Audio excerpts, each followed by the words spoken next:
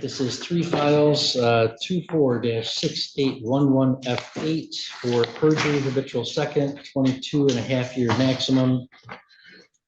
24-6834FH, larceny by conversion, 5-year maximum. 24-6948, possession intent to deliver methamphetamine, habitual second, 30-year maximum. And OWI second, a 1-year misdemeanor here for sentencing. Counsel, you want to state your appearances, please? Melissa Goodrich, Boyne County Prosecutor. Devin Pomeranke, MIDC, Court Appointed Counsel on behalf of the defendant, Mr. Carney, who's sitting to my right. All right, and have you had a chance to review the pre-sentence report with Mr. Carney? I have. Do you have any additions or corrections or modifications to the factual information in those reports? I do not, Your Honor. The advisory guidelines were scored at 36 to 88 months for the perjury, 12 to 24 months for the larceny conversion, and 78 to 162 months for the possession intent meth. Do you have any scoring challenges from the defense? No scoring challenges. Any scoring challenges or additions, modifications from the people? No, Your Honor. Anything you want to say on behalf of your client? Your Honor, gotten to know Mr. Carney throughout my my short time on his files. I found him to be very pleasant. I found him to be very accepting of his circumstances. And I think this is because Mr. Carney's been incarcerated for quite some time and had a lot of time to think through his decisions. And he's also had the benefit, well, he's done the work, and I think he's seeing the benefits of the programming he's already been able to complete in the Department of Corrections, including advanced substance abuse and domestic prevention programming, which he's already graduated from. Mr. Carney has a criminal history that is no secret to this court, no secret to himself. And this stint of criminal behavior, as well as all of his other, I think are rooted in his drug addiction, Your Honor. And some of it rears its head in ways of trying to get away or keep going with that addiction, or to afford that addiction. And this time really caught up with him and really snowballed. I know that Mr. Carney looks forward to the day he's able to get out, prove to himself, his family, in this community that he can live a sober life. He's got some time to think and work on himself before that. But Your Honor, I don't doubt that with the pressure and the situation that he's in, he'll be able to access the things he can to continue with his understanding of his treatment, his disease, and continue to try to better himself in the situation. I know that he has something to say to this court, that he's prepared as well. But Your Honor, I would ask that the court follow the agreement in this matter, and that you know, Mr. Carney has sat on a substantial amount of dead time. If the court would consider that when it looks to its sentence today, and would potentially consider that consequence in lieu of any consecutive sentencing, or going beyond the agreement as proposed, Your Honor. Thank you. Thank you, Mr. Pomeranke. Mr. Carney, you don't have to make a statement today. If you don't, I won't hold it against you, but you certainly may make a statement concerning what you said. I just want to apologize to the courts, community, and my family for my actions. I know what I did is wrong against the law. I take full responsibility for all of it. You know, I thought I could get away with it, and I was wrong. I have a severe addiction problem, and I struggled with drugs my whole life. You know, I do good for 7 years, it seems like, and then I get in all the trouble, and then I do good for 7 years, and I get in all the trouble. It's like a snowball effect. It just takes hold of me. I feel like God was saying enough is enough when I got pulled over that night and called those 2.5 ounces of meth. I was on the way to being dead probably. I was shooting up drugs and needles. Since my incarceration, I've completed ASAT, advanced substance abuse counseling, and DVP, domestic violence program, to better myself and help understand my thinking errors. That drugs don't solve my problems; they just make it worse. Please allow me to be home sooner than later for my children. I understand I gotta suffer the consequences, but I'm worried about kids and my family and everything more than myself right now. You know, understand my decisions got me where I'm at, Your Honor. And I can only blame myself for that. Please know that my goal is to take any time I receive to better myself for the community and my family.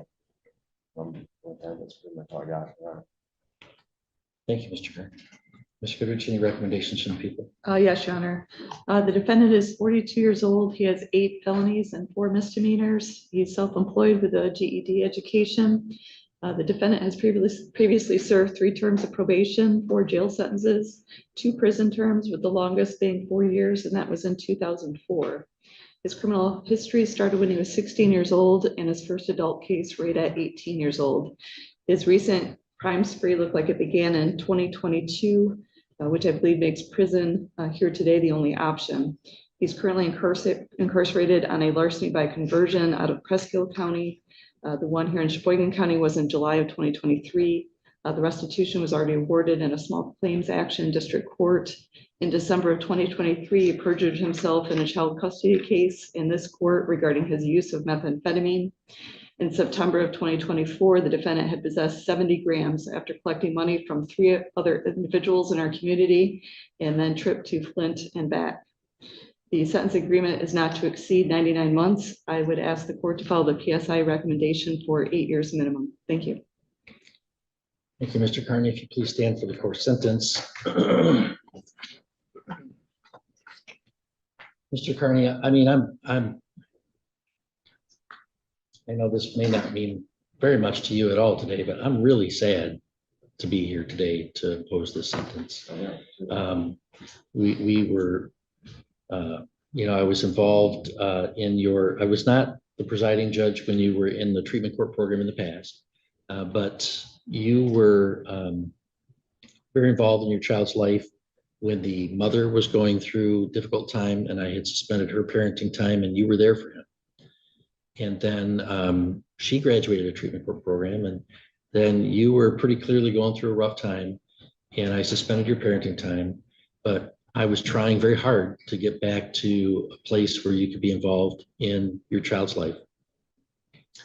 And what makes me really sad is that you were clearly struggling, and we were giving you many off ramps. And I know we can't go back in time, but man, if you had just been honest and asked for help, we would have done what we could to help you. And you, I'm not sure why, just persisted in trying to hide it. And it was pretty apparent that people knew what was going on. We just were having a hard time proving it. That's just very regretful to me that somehow we got to this point today. He's you do have a significant prior history, and these are significant charges. The perjury charge doesn't happen very often. And in this case, I think it's a very troubling perjury where we were in a child custody case and a parenting time case talking about how to keep your child safe. And one of the things about that was whether you were abusing drugs or not. And there were some proof issues surrounding that. And then you got to a point where you'd been arrested for operating while intoxicated by meth, had admitted using meth to the officer, and knew that there was a blood test out there. And yet you came to court and under oath, lied under oath that you were not using meth. I don't understand that decision. And it also is perjury at the central heart of what we were doing. We were having a hearing to address your substance use as it impacted the safety of your child. And for a parent to lie about that, in my mind, places that child at risk of harm. So that's a very serious perjury. So I'm glad to see that it was charged and pursued, because people lie in court all the time and we don't excuse it, but certainly if there was a perjury conviction for every time somebody lied in court, we probably have some problems with our dockets, to be completely frank, but that just was beyond the pale. The larceny by conversion, that's consistent with what you had going on in the other county that I sentenced you for. And I think that a lot of it was the drug abuse got a hold of you, so the business that you had got away from you. But then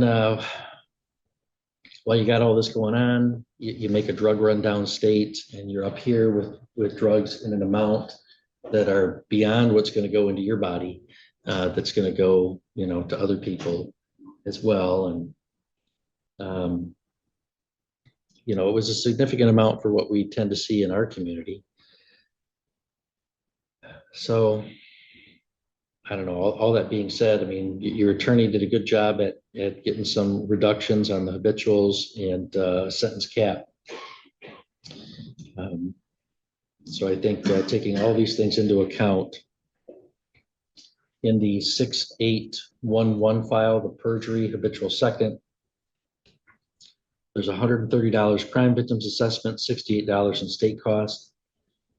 And going to follow the recommendation of the Department of Corrections to commit you to the Michigan Department of Corrections for not less than 3 years, nor more than 22.5 years, exercising my discretion to increase the maximum under the habitual statute, and giving you credit for 34 days previously served.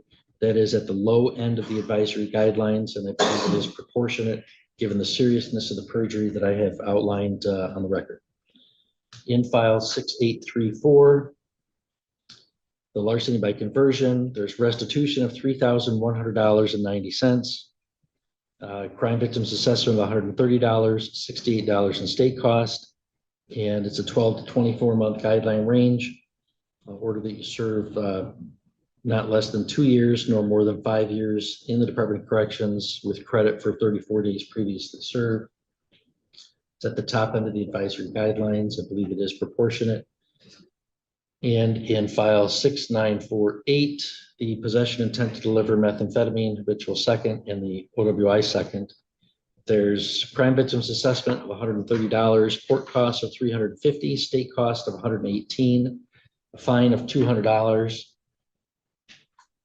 And on the OWI, it'll be 34 days jail, credit for 34 days served.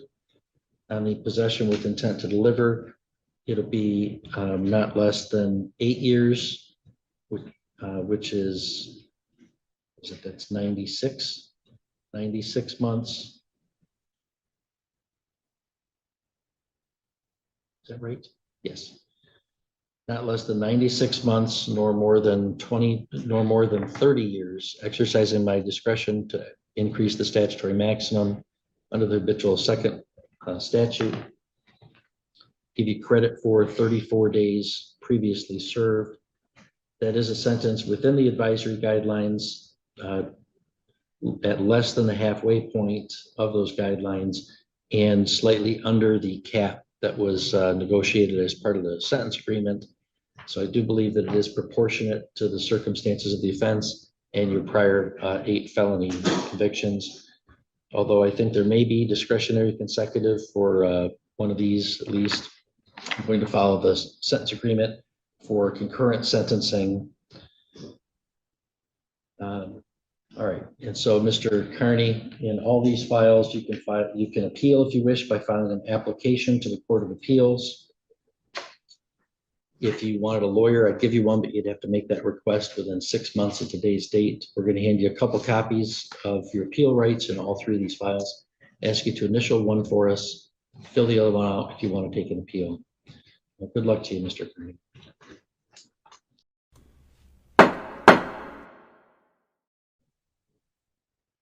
All right, we're back on the record and we're gonna recall People v. Marianne Burgess, 25-7036. As I understand, the parties have amended the plea agreement, and I have the amended agreement that would dismiss count 2, the no security. Is that right, Ms. Goodrich? Yes. And defense has no objection, I presume? No, thank you. All right. We'd established a guilty plea to all the other charges. We were in the middle of establishing a factual basis. Okay, so Ms. Burgess, you were operating a vehicle on a public highway in Sheboygan County on May 15th of this year, you'd said. At the time that you were operating that vehicle, did you have a valid driver's license? No, sir, it was expired. Before you had operated that vehicle, had you consumed the controlled substance gabapentin? Yes, sir. And were you under the influence of that controlled substance at the time of your operation of the vehicle? Yes, sir. Did you have some contact with law enforcement? Yes, sir. And did you provide them false information about your name or identification? Yes, sir.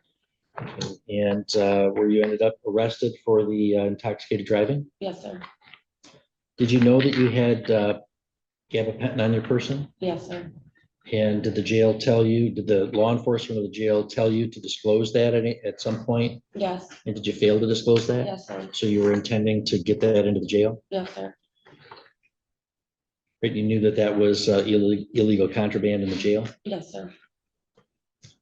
And were you in the booking area or other areas of the jail with that contraband? Yes, sir. And at that time, did you have a previous felony conviction for delivery of marijuana in 2008 out of Pressfield Circuit? Yes, sir. And a possession of methamphetamine in 2023 in the Sheboygan Circuit Court? Yes, sir.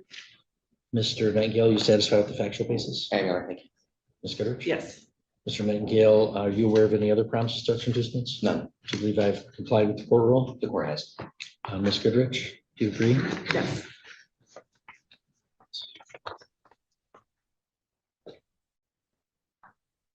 All right, Ms. Burgess, I find that your plea is knowingly, understandingly, and voluntarily made, and that there is a sufficient basis in fact and law to believe that you're guilty of those offenses. So I do accept your plea.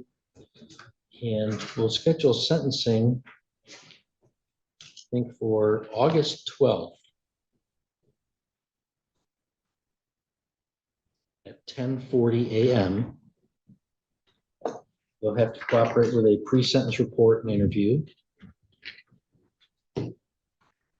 And Ms. Goodrich, do you have any objection to amending Ms. Burgess's? Are you serving a sentence right now? I am not, sir. Okay, you're in on this charge? Yes, sir. Any objection to amending bond at this point? No objection. Mr. Nightingale, any objection to Ms. Burgess's participation in the review hearings without your presence? None at all. All right, so Ms. Burgess, what I'm going to do is amend your bond to a $5,000 personal recognizance bond. It'll be with recovery court conditions. Meaning, once you get released, I want you to reach out to Nicole right away. If you get out during the day today, you come over right now. If it's in the morning, depending on how we get the paperwork out, then come see her tomorrow. And you will, well, actually, if you get out today, come see Nicole and we'll see you in court tomorrow, because part of the recovery court is that we're going to see you once a week in the courtroom to talk about how you're doing. The women come at 9 a.m. every Wednesday morning. Mr. Nightingale won't be here with you for that. We do have a defense attorney on the team, but he's not your lawyer. He's there just to represent sort of that perspective for us on the team. At any time during those review hearings between now and the sentencing, if there's something going on that you don't feel comfortable about without Mr. Nightingale, you just let me know. We'll pull the plug on that until you can talk to him. Okay? Do you have any questions for me about that? No, sir. Okay. Then is our session canceled for tomorrow? Oh, you know what? Our session is canceled tomorrow, so you won't be here tomorrow. We have a trial tomorrow, so we will not be having recovery court tomorrow. So when you get out from the jail, whether it's today or tomorrow, I want you to immediately come over and talk to Nicole. Okay. So she can get you started on the recovery court. Okay. Okay.